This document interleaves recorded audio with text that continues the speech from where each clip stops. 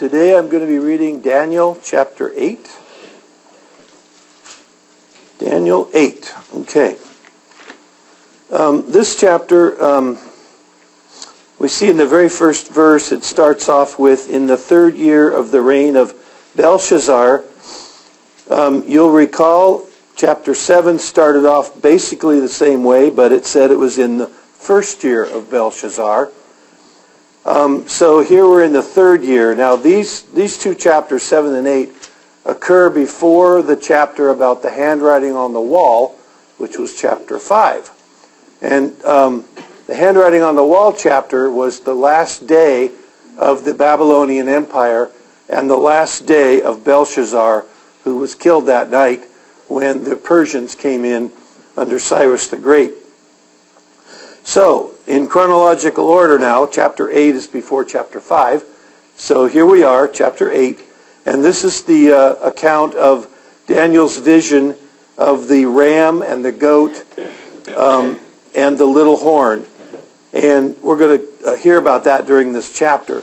I wanted to point out a few things about these verses before I read them. So as I read through them, in verse 1, I just mentioned we're in the third year of Belshazzar.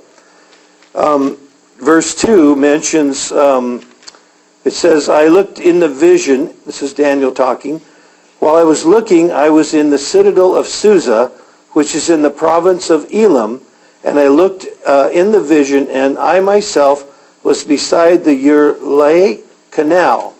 So I have a couple of pictures of that. Let me get you to those. If you can see this one very well, I actually brought a cat toy this morning. I wanted to share my cat toy with you and show it to you up here. So you see the Tigris and Euphrates River. They run down all the way to the Gulf. And Kuwait, as we know in our modern days, and the Desert Wars started there in Kuwait. Susa is right there, and Elam is right there, and the canal is right next to Susa. And that's where Daniel is standing as he's going through this vision, or having this vision. So in verse 3 it talks about the ram. This is a ram that had two horns standing in front of the canal. So the ram is Medo-Persia, and the two horns, one is the Medo or the Medes, and the other one is Persia. And it mentions here that one is bigger than the other. That's because Persia is bigger than the Medes, and they merged under Cyrus, and now it's the Medo-Persian Empire.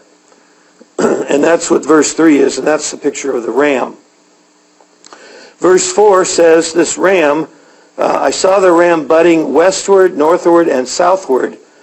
This this is showing the conquering areas that Cyrus did, and in his quests, he conquered. Do I have another map here? Maybe. Okay, basically this is what he did. He took over almost all of this area. So he went north, west, east. He took it all over. This map I actually threw up here is a little different. It's Alexander's conquest. But you recall Alexander overthrew the Medes and the Persians and took this whole area over himself. I'll leave that up there for a second. The verse 5 talks about the goat, and the goat is Greece or Alexander the Great. And I told you I'd leave it up here, but I'm not putting back up the goat. This is a description of the goat and the ram. The goat is described in verse 5 as, let's see, it says it's a male goat coming from the west, that would be from Greece, over the surface of the whole earth without touching the ground. Meaning he was very fast, swift, and he came in, Alexander and his army came in, and within 10 years, he had conquered that whole area that I showed you. He was so quick with his army, and that's a description of why he's flying over the ground. In verse 7 and 8, we're going to see in history Alexander will die, and his the area that he had conquered is taken over by his 4 generals. And on this map, you can see color-coded the four different areas. We've got the biggest one is the Seleucid Empire taken over, but there's one down here in Egypt and one up here. And his four generals split that up. And it wasn't like they had a little party and said, you take that, I'll take this, you take that. When they divided it up, it was still a lot of skirmish going on and fighting with each other. And over the course of the years, things did change. But we're going to get into the description of Antiochus Epiphanes. He had this yellow area. He took this over. And he was not even the rightful heir to that. He took it over by force, of course. And again, there's a lot of history going on throughout there, and we've pretty much just simplified it to say the four generals split it up. So it's a little more complicated than that. Anyway, Alexander dies, and it's all split up between his four generals. When I get to verse 9, my transcription, or my translation, the New American Standard, and most of yours will say, out of them came forth a rather small horn. And most of the commentaries I ran into and notes I read about it kept referring to it as the little horn. It's actually not the same little horn that we saw in chapter 7, because that horn was the little horn, and it came out of, remember the picture I showed you of the four beasts, and one of them looked like a dinosaur, and it had 10 horns on its head? That's where that horn came from, and that is the Antichrist of the Great Tribulation. This horn is the small horn. It's not the same person, but in history, he is a good picture of what the Antichrist was going to be like. In our chapter here, this is Antiochus Epiphanes, and he ruled from 175 to 164 BC. So he was a real person, and he did a lot of bad things to the Jews. He took away their feasts. He took away their worship, took away their altar. He actually sacrificed a pig on that altar. He also put an idol of Zeus on that altar, just totally defiled the altar for them. And that's what he was doing, and that's our description we'll see here in Daniel chapter 8. Very bad guy. He was the little horn that we're going to see. Okay, verse 10 talks about it grew up to the host of heaven. That's the Jews. And again, I mentioned he was very bad against the Jews. And that's the description we have here, starting at verse 10. And as we go through the next couple of verses, that's what you'll hear. Verse 14 talks about, he said to me, for 2,300 evenings and mornings, then the holy place will be properly restored. So in Daniel's vision, this 2,300 evenings and mornings are, well, an evening and a morning is a day, right? So half of that is 1,150 days. Some places I read tried to make that into 3.5 years, making it the Great Tribulation. The math doesn't quite work out. So the majority of the things I've read, this is still a prophecy of Daniel's about Antiochus Epiphanes' reign, and it goes from the time he defiled the altar until it's restored or reconsecrated by Judas Maccabees in 175 BC. And interestingly enough, that was on December 25th, 165 BC. That's what the Jews now celebrate Hanukkah on that day. So very interesting there. But that's what the 2,300 mornings and evenings are all about. And I mentioned earlier, Antiochus was not the legal or rightful heir to the Seleucid throne, but he took it over anyway.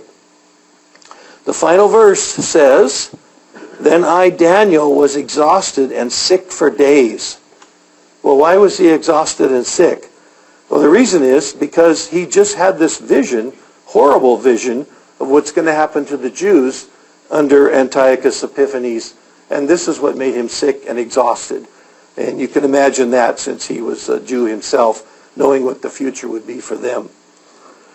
All right, I think I got it all. And I've got all the pictures. We've seen those, so I think we're good to go. I just had one more picture here of Susa and Babylon. And you can see over here Susa, that canal is over here by Susa itself. This is Elam also. And then down here is the Gulf and the two rivers that come down into the Gulf. Okay. You just keep pushing buttons till they change. And there we go. All right, I am ready to read now Daniel chapter 8, and I'll begin at verse 1. In the 3rd year of the reign of Belshazzar, the king of the king, a vision appeared to me, Daniel, subsequent to the one which appeared to me previously. I looked in the vision, and while I was looking, I was in the citadel of Susa, which is in the province of Elam. And I looked in the vision, and I myself was beside the Ur-Leal canal. Then I lifted my eyes and looked, and behold, a ram, which had 2 horns, was standing in front of the canal. Now the 2 horns were long, but one was longer than the other, with the longer one coming up last. I saw the ram butting westward, northward, and southward, and no other beast could stand before him, nor was there anyone to rescue from his power. But he did as he pleased and magnified himself. While I was observing, behold, a male goat was coming from the west over the surface of the whole earth without touching the ground. And the goat had a conspicuous horn between his eyes. And he came up to the ram that had the 2 horns, which I had seen standing in front of the canal, and was rushing at him in his mighty wrath. I saw him come beside the ram, and he was enraged at him, and he struck the ram and shattered his 2 horns. And the ram had no strength to withstand him. So he hurled him to the ground and trampled on him, and there was none to rescue the ram from his power. Then the male goat magnified himself exceedingly, but as soon as he was mighty, the large horn was broken, and in its place there came up 4 conspicuous horns toward the 4 winds of heaven. Out of one of them came forth a rather small horn, which grew exceedingly great toward the south, toward the east, and toward the beautiful land. It grew up to the host of heaven, and caused some of the host and some of the stars to fall to the earth, and it trampled them down. It even magnified itself to be equal with the commander of the host, and it removed the regular sacrifice from him, and the place of his sanctuary was thrown down. And on account of the transgression, the host will be given over to the horn along with the regular sacrifice, and it will fling truth to the ground and perform its will and prosper. Then I heard a holy one speaking, and another holy one said to that particular one who was speaking, "How long will the vision about the regular sacrifice apply?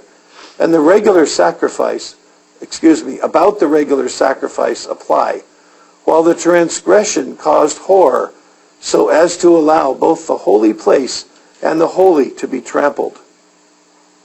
He said to me, "For 2,300 evenings and mornings, then the holy place will be properly restored." When I, Daniel, had seen the vision, I sought to understand it. And behold, standing before me was one who looked like a man. And I heard a voice of the man between the banks of the Ulai, and he called out and said, "Gabriel, give this man an understanding of the vision."